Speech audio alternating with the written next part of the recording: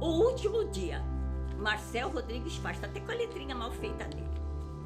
O vento rugia assustadoramente, aumentando ainda mais o meu frio. Naquela tarde úmida e chuvosa do dia 2 de dezembro de 1977. Estava distraído com os meus pensamentos, muito tristes por sinal. Eu saí de casa sozinho, sem Ricardo e Luiz Cláudio, como todo dia. Eram 3:10.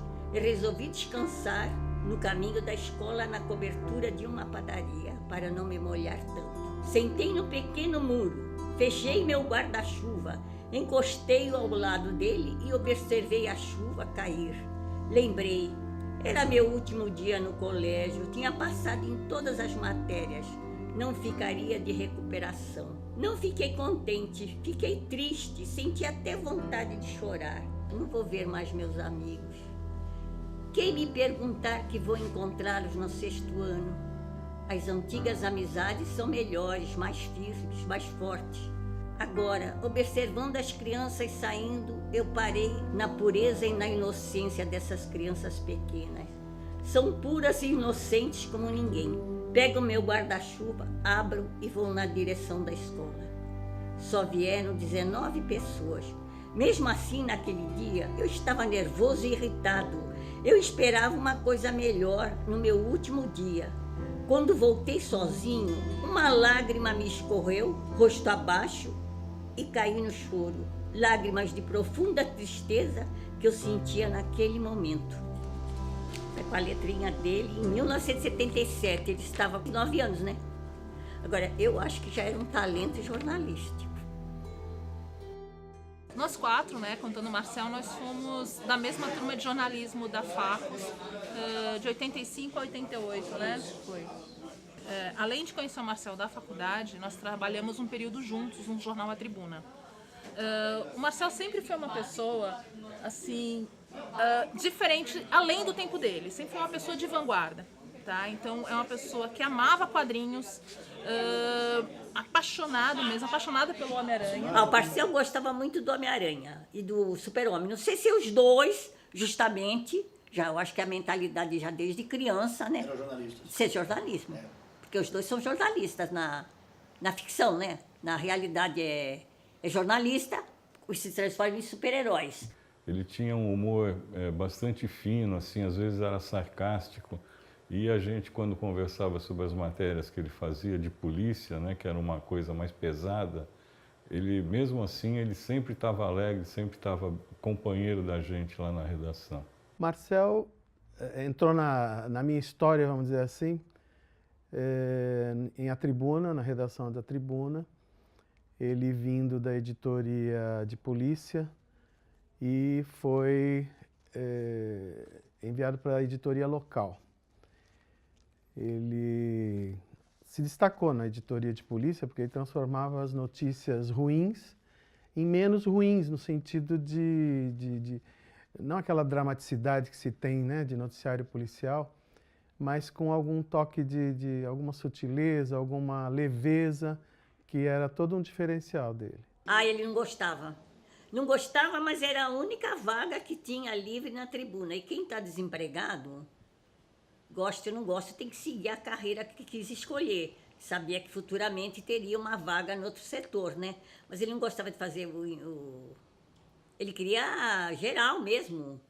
Tanto é que depois ele pegou história em quadrinho, que, como o Calazans falou, acho que foi o primeiro a ter uma coluna de quadrinhos, né? A gente recebeu com bastante alegria lá na redação, eu e outras pessoas, outros jornalistas e os editores, a ideia dele de fazer uma coluna sobre quadrinhos. Ele já vinha conversando sobre isso há muito tempo, se dedicando a estudar os quadrinhos, estudar personagens. Então, quando ele trouxe a ideia de fazer quadrinhos, eu me identifiquei bastante, eu e outros, eu era chargista na época, outros chargistas também, desenhistas, a gente tinha muita afinidade também em função disso, né? A coluna do Marcel se tornou uma espécie de pauta das conversas, direcionamento de conversa, porque ele criava um patamar de discussão. Ele fazia a pauta, literalmente, da nossa pauta. quando ele propunha alguma coisa. Ele criou esse espaço e foi um espaço pioneiro para se falar de quadrinhos na grande mídia, pelo menos na grande mídia local. Com quadrinho foi de criança, de pequeno mesmo, com 3 anos, assim, que dava as revistas usadas para ele. E ele gostava das figurinhas, principalmente do Pato Donald, do Tio Patinhas, porque ele sempre foi econômico. Mão de vaca, como chamavam, né? Então, enquanto eu não lia as revistas para ele não dormia. O Marcel era nosso calouro na faculdade, eu e Alexandre Barbosa éramos de uma classe, junto com o Fernando Piton, o Fernando Feijó e vários outros que eram da revista Barata, que desenhavam e escreviam na Barata. E o Marcel, ele viu o nosso material e começou a conversar, começou a procurar. E lógico que ele comprava quadrinhos, nós também, então nós começamos a conversar sobre mercado de quadrinhos também. Passei a ler gibi durante mais de 20 anos por causa dele. Ele era um aficionado, ele adorava aquilo. Ele era tracker, numa época que não existia essa palavra, que são os da Star Trek, da Jornada nas Estrelas. Ele era da Star Wars também. Ele ia a São Paulo nos encontros onde se passavam os filmes em branco e preto, Perdidos no Espaço, e essas séries. Hoje ele seria um série maníaco. Ele seria o início do que se chama cultura geek, cultura nerd, cultura pop. Tem vários termos para isso que vão mudando conforme a moda, né? Mas ele seria um expoente disso. Na época, eu lembro que ele falava de quadrinhos, né? De HQs. E eu assim, mas isso é coisa de criança, é Turma da Mônica. Ele ficou bravo comigo. Aí ele pegou e me trouxe o Watchmen pra ler. Aí quando eu descobri o Watchmen, eu falei assim, cara, isso é história em quadrinhos. É cinema isso. Isso é enquadramento, isso é linguagem.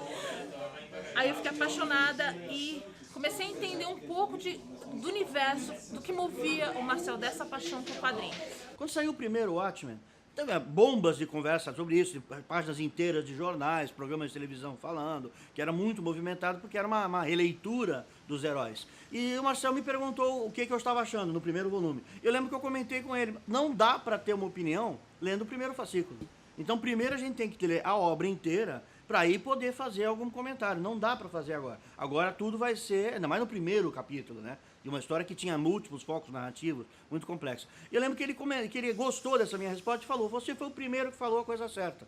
Que realmente isso tem que ter o panorama geral. O que a gente pode fazer agora é notícia, não comentário. Então ele tinha uma consciência muito grande, o Marcel tinha uma grande consciência social, ele dizia que o jornalismo está sempre a serviço das classes menos privilegiadas, mais vulneráveis. Era uma pessoa diferenciada, um cara super do bem, muito inteligente, muito inteirado das coisas, discutia sobre qualquer coisa, particularmente daquilo que ele gostava, claro, mas dos assuntos da cidade ele se empenhava muito, ele ia atrás da informação, mas pesquisava, enfim, era uma pessoa, pode parecer assim como homenagem num documentário, pode parecer uma chuva de pétalas, mas não, ele merecia tudo isso. Ele era assim. O que fez o Marcel ser tão querido é o carisma dele, é o fato dele falar com todo mundo, dele conquistar as pessoas mais diferentes, dele ser realmente uma pessoa inteligentíssima, uma pessoa que sabia lidar, uma pessoa muito franca, de olhar na tua cara e falar as coisas, não ficava fazendo joguinhos. Nas conversas a gente descobriu, conversando sobre o Enfio, que o Enfio estava fazendo, o Henrique de Souza Filho, o Enfio estava dos Fradinhos, estava fazendo as transfusões, ele era hemofílico. E aí o Marcel comentou comigo, eu também sou hemofílico. Então eu também preciso da proteína, que é tirada do sangue. Ele com 6 meses, ele andava naqueles carrinhos próprios de nenê, ele começou a ficar com umas manchas roxas na barriga. Feito uns hematoma mesmo. Então era dele levantar, bater, assim, batia no ferrinho do carrinho, que não eram carrinhos como os de hoje, tudo acolchoado, né? Era um carrinho mais simples mesmo, de gente assalariada. Então, com um ano ele parou de andar.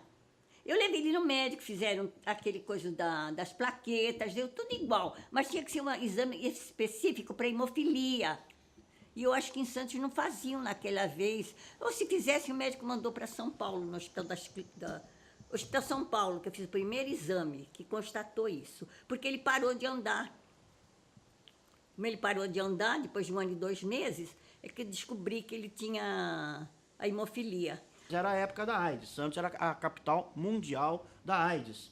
E o hemofílico, ele precisa das transfusões. Não sabiam ainda nessa época como filtrar. Então a proteína da hemofilia vinha com o vírus. E ele acabou sendo contaminado numa dessas transfusões, né?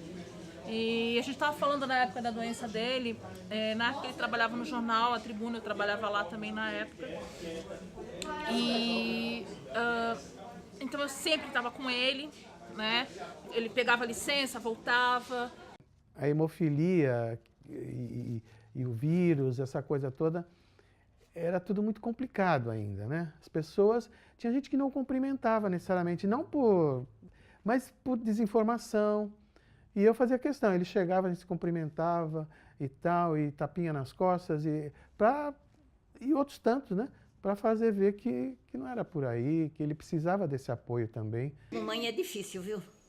Ele sofrer sempre de dor, as condições financeiras também não eram muito boas e... O fato é que às vezes ele ficava 30, 40, 50, 60 dias internado. A gente, quando vê um amigo sofrer como ele sofreu, é muito triste, é muito duro. E várias vezes ele chegou e eu falava assim, mas o que você está fazendo aqui? Porque eu sabia que ele tinha saído de alguma internação, de alguma crise. O que você está fazendo aqui? Você não ficou em casa?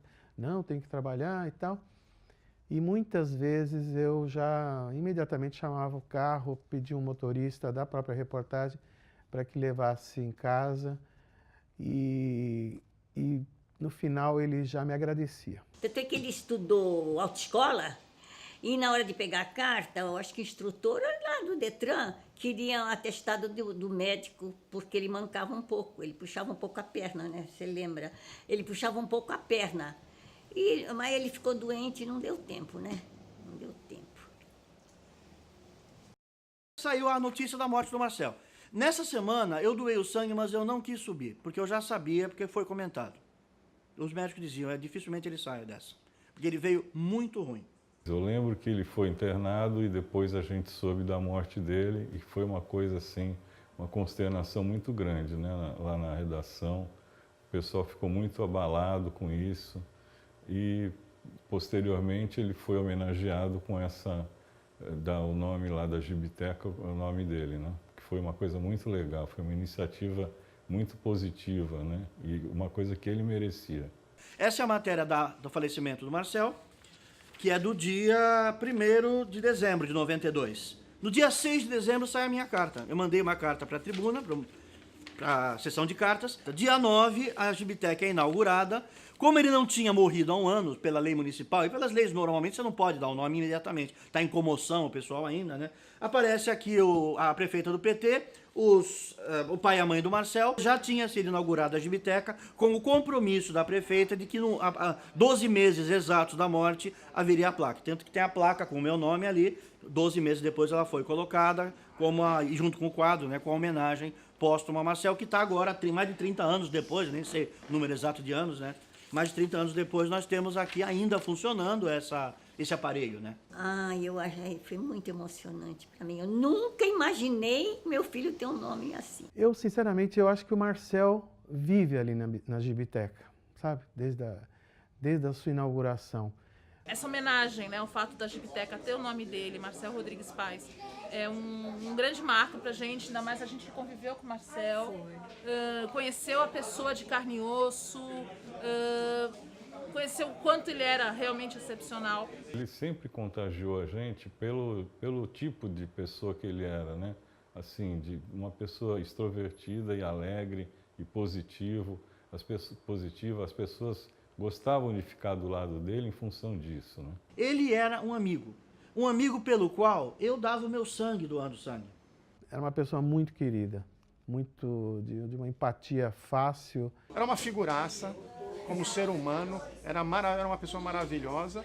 E ele é o que é e ainda continua sendo o que é em algum outro ponto que nós não temos o privilégio de estarmos com ele. A gente tem muita saudade dele.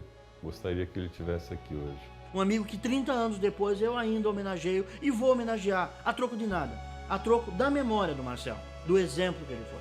Para mim é um motivo de muito orgulho mesmo. Não tem palavras, vai. Como mãe não tem palavras.